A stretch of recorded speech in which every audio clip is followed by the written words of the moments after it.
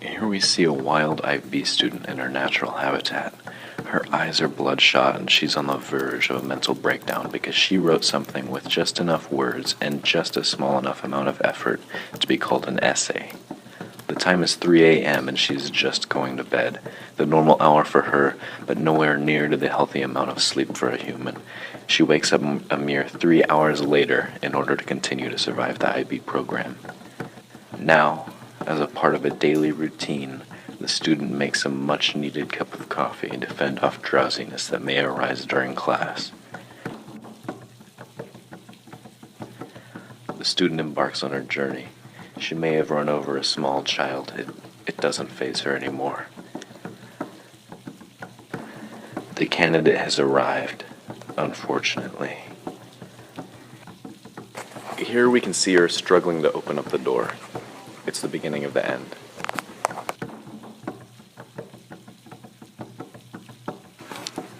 As the student slowly makes her way down the jungle, she checks her phone while keeping a watchful eye out for the admins.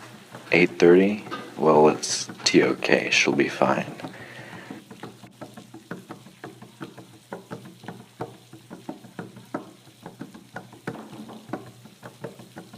The drowsiness becomes too strong for the student to fight. She succumbs, falling victim to its grip. Slowly she drifts into blissful unconsciousness until... Soma, to what extent does sleeping affect your grade in my class? Arriving at her second class, she realizes that she has no preparation for the dreaded chapter quiz. But she doesn't worry about it because everything in environmental science is common knowledge. It was at this moment Suma realized this is not a real science. The drained student is finally in the watering hole. Surrounded by her fellow sloths, she is at peace. As a precaution, she checks the universally loathed focus system. To her misfortune, her Calc BC grade has dropped to an all-time low. The dim lights and slow sounds of this jungle cave. Here, sunlight cannot penetrate the thick, cold walls. Only black lights and projector screens are visible. The student innately snoozes. However, she does this in a remarkable way in order to camouflage herself from the predator.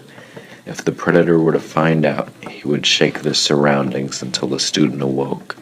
Now the time has come. Nervously, the student enters AP Lit class. Frantically, she peruses over her poems in order to avoid being poisoned by the Dono Beast. Remarkably, the student manages to find a pun in her poem. This pun acts as a life-saving antidote. The Dono Beast's venom is rendered useless. The student can thrive one more day.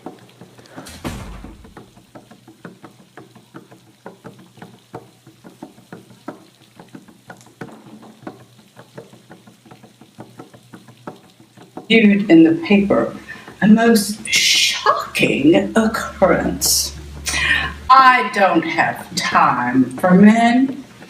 I don't have time for children.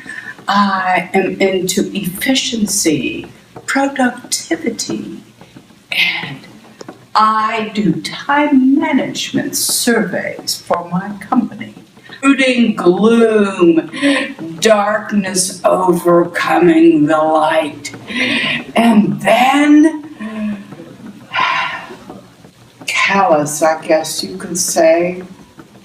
And then after a time, she looked like a wilted flower by the end of the scene. But then, there are many women.